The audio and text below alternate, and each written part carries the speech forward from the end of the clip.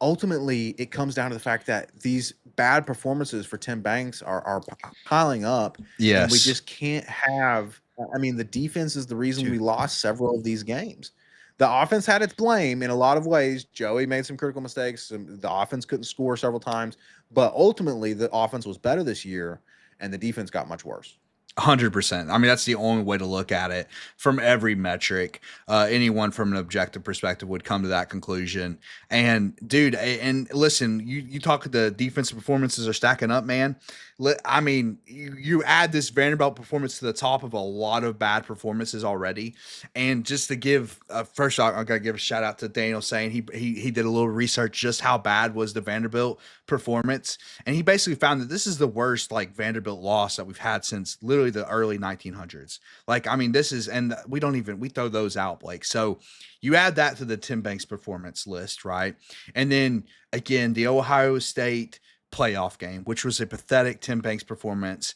And then this entire season, man. I mean, he really outside of the Florida game, there hasn't been a good performance. And listen, people, we love the Florida win. I mean, you can go back if y'all didn't see it, our Florida review.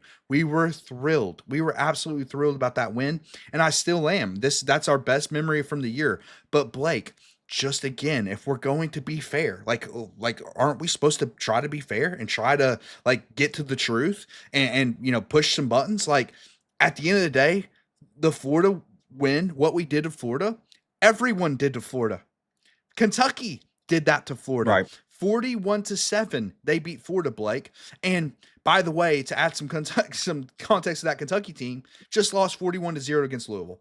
So everyone's get right game was against Florida. Now the question was, it was like we're everyone's get right game on offense, and they're everyone's get right game on defense. Like who's going to win that battle? Ultimately, we won that battle. And I think a lot of that was emotion and like we actually got up for that rivalry and things that we've talked about, Blake. But that's his only acceptable defensive performance all year long. We're talking about you made Mississippi State and Blake Shapen look good. Of course, Arkansas has a good offense, but you look terrible in that game. You look terrible against Bama. You look terrible against Georgia. You gave up the critical 4th and 6 against Georgia, Blake. And then, of course, this Vanderbilt game. Like, it's not been good. And even the Kentucky win, right? Because we blew out Kentucky, right? We were phenomenal in that game. Blake, do you know Cutter Boley has 15 passing touchdowns on the season? Guess how many he had against us? A 5. good percentage. Yeah, A that's third called a of them. third for those at home that aren't good at math. If you have 15 on the Hey, season, hey, that's me too. That's me too. But that's listen, me if you too. exactly, exactly. But this is some pretty simple math here. If you have 5 passing touchdowns against Tennessee and only 15 on the season, that accounts for a third of your passing touchdowns on the entire year. Like But that's Timothy that's a good Banks performance. is Yes. yeah. He's responsible That, for that, Blake. He's responsible for that. It's like that's unbelievable. I mean, and that's just this season, Blake. That's just this season's performances of right. making everyone look good. Cutter Boley looked good against us, man, and Cutter Boley is terrible.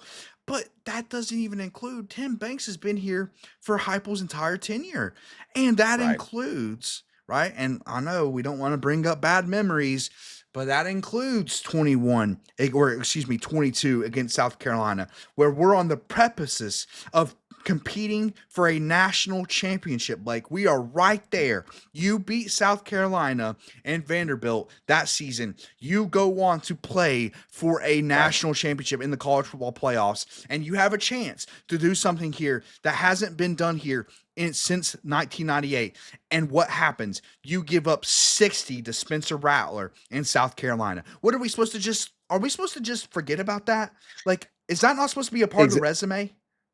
exactly. And the people bring up, there's a conspiracy that maybe they had our signals and things like that, but um there was also talk of a locker room issue, but that still comes back to coaches, right? Like when people, talk about, oh, well, our talent, we don't have as much talent this year, that year, whatever.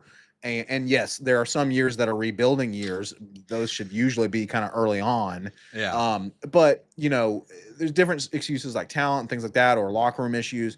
But that's part of what a coach needs to do, including a defensive coordinator needs to have control of the locker room and needs to be able to bring in the talent to replenish the defense. I am with all y'all about Heupel, right? Like I want Heupel to be the guy.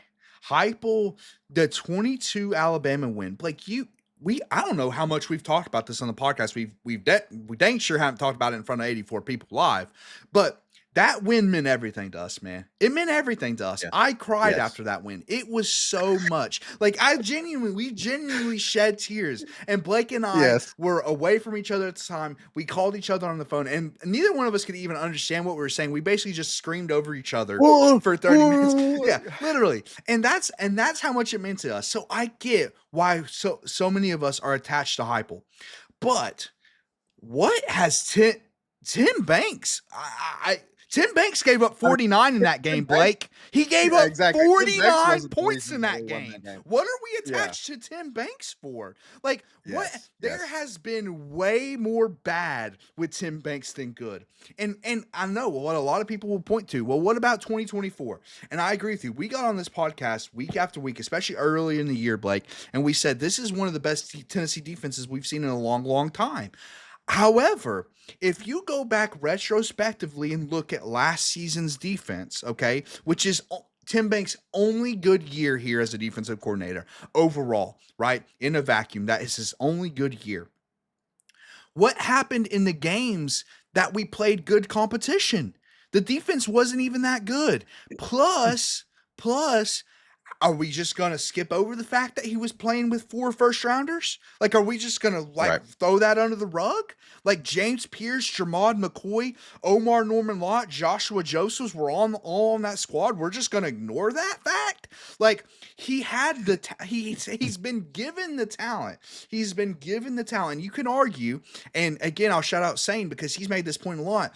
How much of that talent accumulation was Tim Banks versus Rodney Garner? Because Rodney Garner got this defensive line rotation Right. absolutely ferocious in 2024 and built that depth up. And a lot of times when we're talking about recruiting, Blake, it's a lot of it is the position coaches. So like the cornerbacks coach, and I'm sorry, I'm blanking on his name at the moment, but the cornerback coach who has went out in the Willie portal. Martinez. Yes, and thank you. And he has went out in the portal and targeted guys like McCoy and Colton Hood and got those guys in and developed those guys. Like how much do those position coaches deserve credit for that, Blake, versus Tim Banks? Tim Banks has. Oh, sorry, Blake. Go ahead. No, I was just gonna say, Rodney. You shouted out Rodney Garner. I mean, shoot, maybe we need to promote him to defensive coordinator. He's shown that he's a pretty dang good coach. Some people shouted out, the Auburn defense coordinator, who is probably potentially out of a job right now. T-Rex calling him Timmy Twinkle Toes. Yeah, yeah. It's like the body of evidence, just like the body of evidence was compiling against Nico, the body of evidence has compiled against Tim Banks, and I don't know how you can argue against it at this point, because to your point about the talent, Austin, people saying making an excuse for the coaches this year, saying that our talent wasn't enough this year, even though we were past the 50% blue chip ratio for the first time. By the way. So it's supposed to be the most talented team in Josh Heupel history. Supposed to be. Now, granted, they are young. I will give us that. They are. They're young, and we're going to talk about that on the season review, Austin. That next year, man, we better take a big step forward next year because you got a lot of talent. But if the talent argument can be made in the negative and separate from, I'm going to knock over my mic here, separate from the coaches, then it can also be made in the positive. Yeah. To your point that you just said, hey, we had we had all that defensive talent last year. And so maybe they kind of elevated Tim Banks instead of Tim Banks elevating them. Exactly, Blake. Like that was the thing. He always had this built-in excuse when he first got here, Blake, because we had scholarship reductions. That was always the built-in excuse for the first couple years here. Right when the scholarship productions went away, what happened? All of a sudden, we had one of the deepest defensive line rotations in the entire SEC.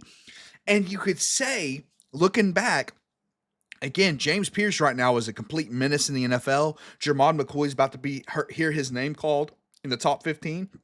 Blake, you could argue that 2024 defense underperformed with that talent. You could make that argument. You could genuinely make that You could. argument, Blake.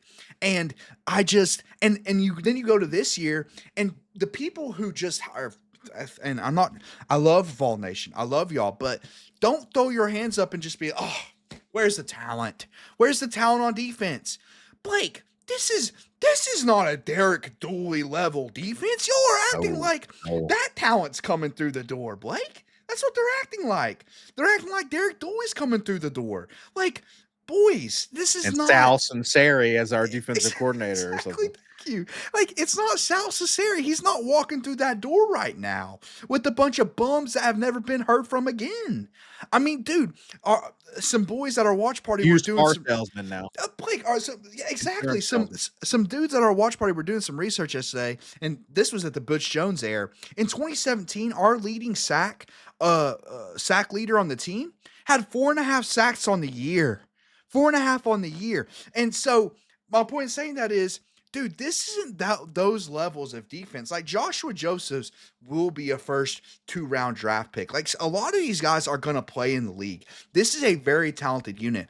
Blake, the problem is how many times this year, even in this Vanderbilt game yesterday, I'm looking at the defense. They have no idea where to line up. Like the offense is about to snap the ball and no one even knows where they're supposed to line up. You guys realize when we have the athletes, we have the speed, we have the strength, and we have the talent, but no one knows where they're supposed to be. And as a unit, they suck. Do you realize whose fault is that? It's not the players, it's the coach. The coach puts them Yeah. in position to not suck. Like you're supposed to put your talented players in a role that fits them, Blake, that as a unit they can perform. And Tim Banks Yes. consistently has not done that here as the defensive coordinator at Tennessee.